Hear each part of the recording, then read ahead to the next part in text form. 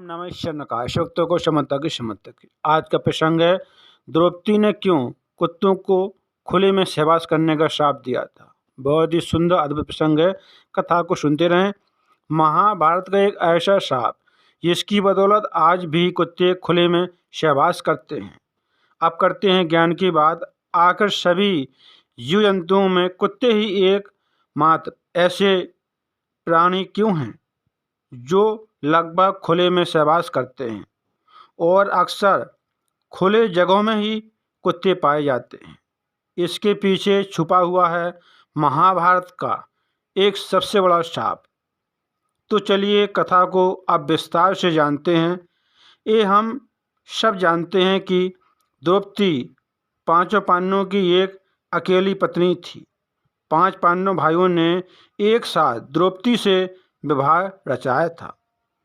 इस विवाह के बाद पांचों पांडव भाइयों ने निर्धारित किया था कि द्रौपदी प्रत्येक वर्ष एक पांडव के साथ रहेगी और उसी के साथ समय व्यतीत करेगी।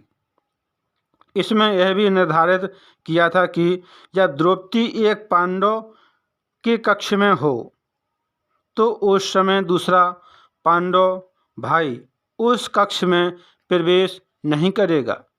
लेकिन एक ऐसी घटना घटित हुई कि जिससे संपूर्ण कुत्तों का भविष्य बदल गया। दरअसल में द्रौपदी के साथ युधिष्ठिर कक्ष में मौजूद थे। साथ ही युधिष्ठिर ने अपनी पादुकाएं बाहर छोड़ रखी थीं ताकि दूसरे पांडवों को पता चल पाए कि कक्ष में पहले से ही युधिष्ठिर मौजूद है और उस समय कक्ष में कोई प्रवेश न कर पाए। लेकिन अचानक से ही न जाने कैसे अर्जुन कक्ष में प्रवेश कर गया। जैसे ही द्रौपदी ने अर्जुन को कक्ष में आता हुआ देखा तो द्रौपदी ने गुस्से में आग बबूला हो गई। इस घटना से अचानक दोनों भाइयों में तनाव उत्पन्न हो गया। तभी से युधिष्ठिर ने गुस्से में कहा, अर्जुन, जब मैं कक्ष के बाहर पादुकाएं छोड़कर आया था तो तुम अंदर क्यों प्रवेश हुए? तुमने अंदर क्यों प्रवेश किया? तब अर्जुन ने कहा कि भ्राताश्री, बाहर कोई पादुकाएं नहीं थीं। तब दोनों भाइयों ने बाहर आकर देखा तो सचमुच में युधिष्ठिर की पादुकाएं वहाँ से गायब थीं। वहाँ पर कोई पादुकाएं नहीं थीं। अब ये सवाल था कि आखिर वहाँ से पादुकाएं कौन ले गया। इसकी खोज में दोनों भाई पादुकाओं को ढूंढते ढूंढते पास के जंगल में गए, जहाँ दोनों भाइयों ने देखा कि एक कुत्ता युधिष्ठिर की पादुकाओं से खेल रहा था। तब पता चला कि कुत्ते के द्वारा पादुकाएं उठा ले जाने के कारण ही अर्जुन कक्ष में प्रवेश किया था। अर्जुन ने उस कक्ष में प्रवेश किया था। तब द्रौपदी इस घटना से बहुत लज्जित हुई, बहुत लज्जा महसूस कर रही थी।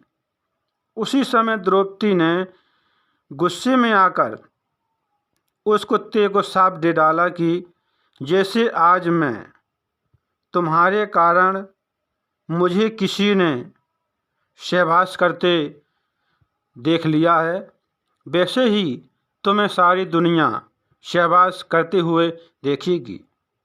तब से ही कुत्ते खुले में सहवास करते हैं। इस शाप के कारण ही कुत्ते खुले में सहवास करते हैं। इस द्रौपदी के श्राप के कारण ही कुत्ते सहवास खुले में करते हैं। और कुत्तों को सहवास करते समय कोई लाज शर्म नहीं होती है, जिसके चलते आसपास के मनुष्य अक्सर कुत्तों का मजाक उड़ाते हैं, क्योंकि इसके पीछे छुपा था महाभारत का एक शाप। इसलिए कुत्ते खुले में सहवास करते हैं। द्रौपदी की सबसे बड़ी यह गलती थी कि द्रौपदी ने पांचों पांडवों को एक साथ विवाह करने की मंजूरी दे दी थी। द्रौपदी अपने अन्य पतियों की तुलना में अर्जुन से सबसे अधिक प्रेम करती थी। द्रौपदी अर्जुन के साथ रहना चाहती थी, लेकिन जब अर्जुन के साथ रहने का समय आया तो वह 13 साल के लिए वनवास चले गए। जैसे वर्ष समाप्त होता था और द्रौपदी का एक पति के साथ समय समाप्त हो जाता था, समय पूरा हो जाता था, तब द्रौपदी का दूसरे पति के साथ रहना शुरू होता था। तभी द्रौपदी अग्नि में प्रवेश कर जाती थी और इस तरह से हर वर्ष में द्रौपदी अपना कुमार पुनः प्राप्त कर लेती थी और अपने दूसरे पति के साथ रहती थी। जैसे एक पति का समय पूरा हुआ, फिर द्रौपदी अग्नि में प्रवेश कर जाती थी और अपना कुमारी पुनः प्राप्त कर लेती थी और फिर दूसरे पति के साथ रहने लगती थी। इस कथा से यह मालूम चला कि कुत्ते खुले में सहवास क्यों करते हैं। द्रौपदी के शाप के कारण ही कुत्ते खुले में सहवास करते हैं। यह प्रसंग महाभारत से था। बहुत ही सुंदर अद्भुत कथा थी। कथा को सुनते रहें, काम करते रहें, मैया का नाम जपते रहें, शक्तों को क्षमता की क्षमता की क्षमता की।